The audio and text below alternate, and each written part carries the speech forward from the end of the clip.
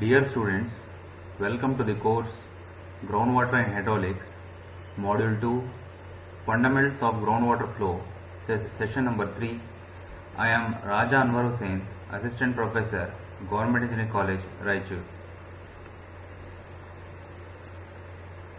So in this session, the topics covered will be, that is, coefficient of permeability and determination of coefficient of permeability by laboratory methods.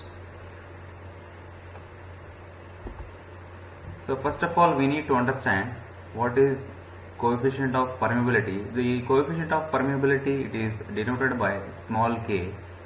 So it is defined as the property of the soils which permit water or fluids to percolate through its continuously connected voids is called its permeability. In other words, the permeability of soil is a soil property which describes quantitatively the ease with which water flows through that soil. So it is denoted by small k and it is expressed in terms of centimeter per second or meter per second. So permeability is the property of a porous material which permits the passage or seepage of water or other fluids through its interconnecting voids.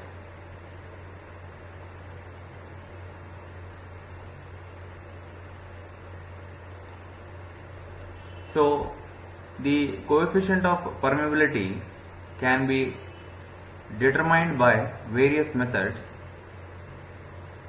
In laboratory methods, it can be determined by constant head method and falling head method, or it is also called as variable head method.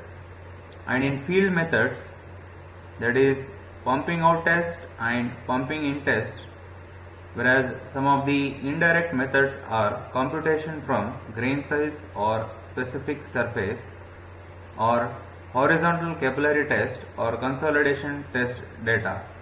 So in this session, we will be studying about the various laboratory methods, that is constant head method and variable head method. So here the constant head method, here in the setup you can see there is a overhead tank, and here in this setup here you can see this whole setup, it is called as permeameter. So the soil is having a length of L and area as capital A. Top of the soil is, it is top porous plate, and bottom is also having a bottom porous plate. See, the overhead tank is connected to the permeameter. So in the overhead tank you can see the inlet supply, the overflow tube,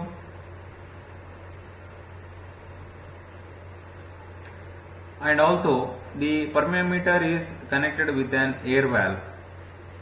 So the water is passed on from the overhead tank to the permeameter. So here the head maintained is constant, that is H is equal to, that is H, small h it is. When the water is passed on from the overhead tank, it will be passed through the permeameter. Depending upon the particle size of the soil, the time taken from the overhead tank to the permeameter, the water will pass down from here and it is then collected in the collecting tank. So basically here in constant head permeability test, water flows from the overhead tank consisting of 3 tubes, that is the inlet, see the overflow tube, and the outlet tube. So the constant hydraulic gradient I causing the flow is the head small h divided by the length of the soil specimen, that is capital L. If the length of the soil specimen is taken as capital L, the head loss over a length of specimen is measured by inserting the piezometric tubes. So now let us derive an equation for constant head method.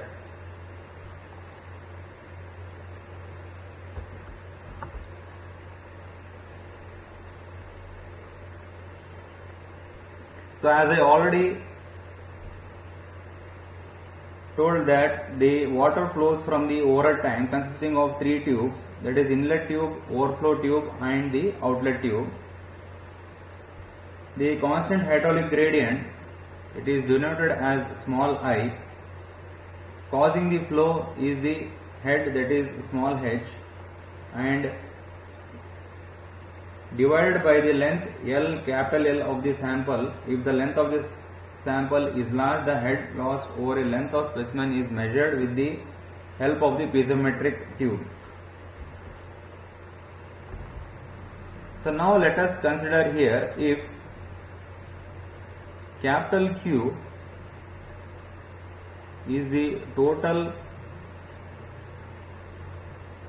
quantity of flow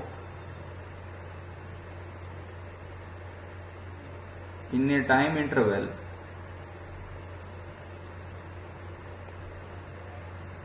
small t,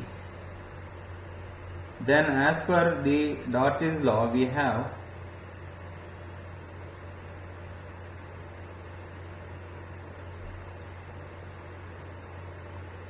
that is Q is equal to capital Q by T, which is also equal to K into IA.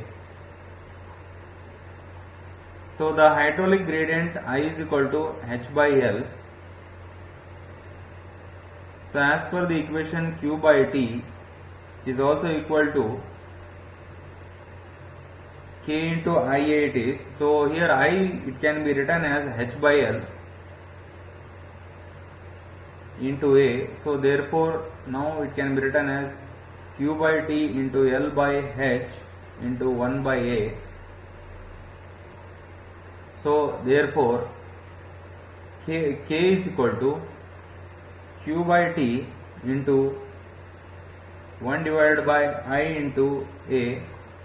So we can rearrange it as K is equal to Q by T into L by H into 1 by A, where capital A is equal to total cross sectional area of sample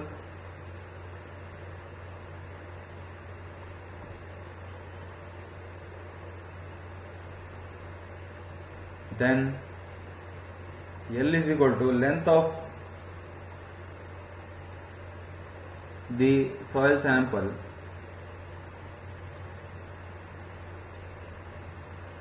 and small h is the head of water and small t is equal to time in seconds or minutes. Capital Q, total quantity of water collected in ml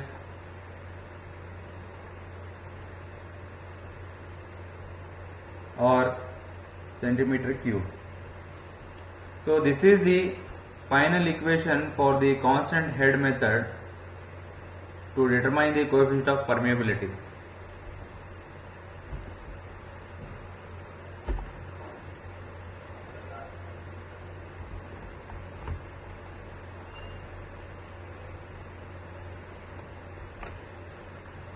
Now in another method we will see the determination of coefficient of permeability by the falling head method. So in this method the head is not constant.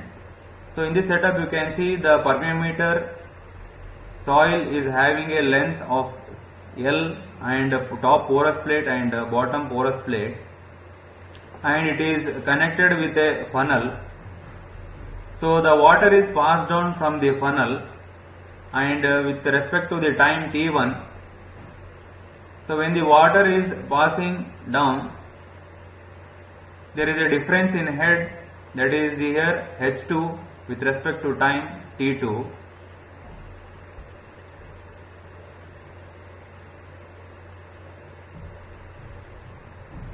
So now let us determine the equation for the coefficient of permeability for the falling head. So here the falling head test is used for relatively less permeable soils where the discharge is small. A standpipe of known cross-sectional area. Here in this figure you can see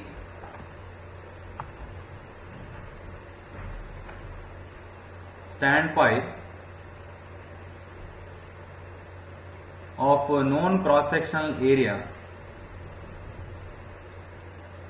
as small a is fitted over a permeameter. So this whole setup, it is a permeameter,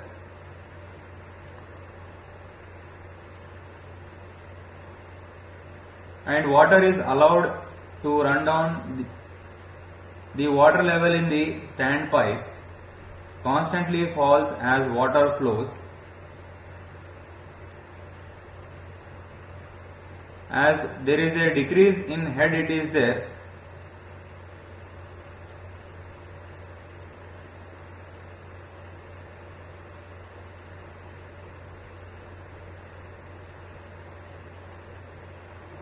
So now let us derive an equation for the coefficient of permeability for the falling head method.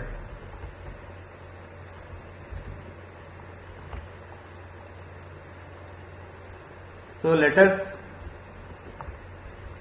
let small h1 and h2 be heads at time intervals small t1 and t2, that is t2 is greater than t1 respectively. Let small h be the head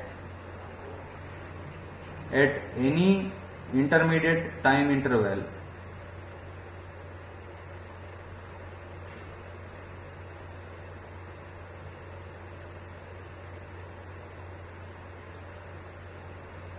t, and minus dh be the change in the head in a smaller time interval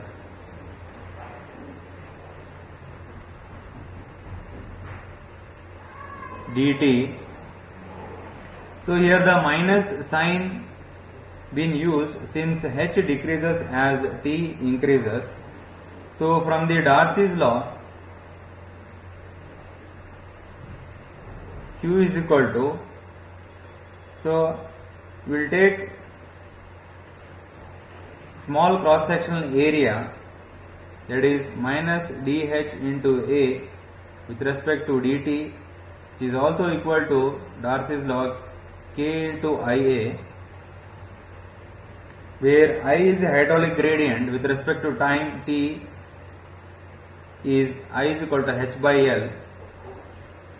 So therefore k into h by L into a is equal to minus dh by dt into a, or a into k divided by a into L with respect to dt minus dh by h. Now integrating between the limits,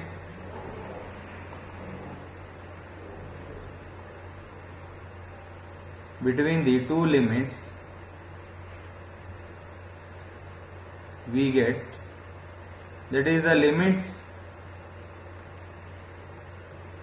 t1 and t2 with respect to time t, and H1 to H2 heads, maximum head is H2, so that is with respect to dH by H.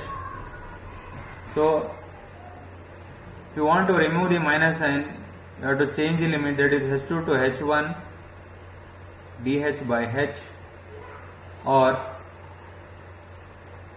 AK divided by AL T2 minus T1, which is equal to log to the base E H1 by H2. Here denoting T2 minus T1 is equal to T, we get K is equal to AT log to the base E H1 by H2. So if you want to remove the log to the base E, can be written as log to the base 10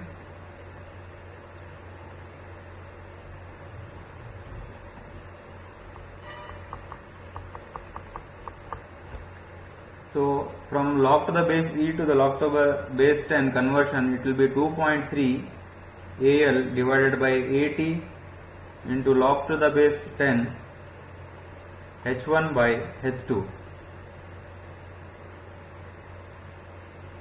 So this is the final equation for the variable head method. K is equal to 2.3 AL divided by AT log to the base 10 H1 by H2. I hope you have understood the determination of coefficient of permeability by two methods, that is constant head method and variable head methods.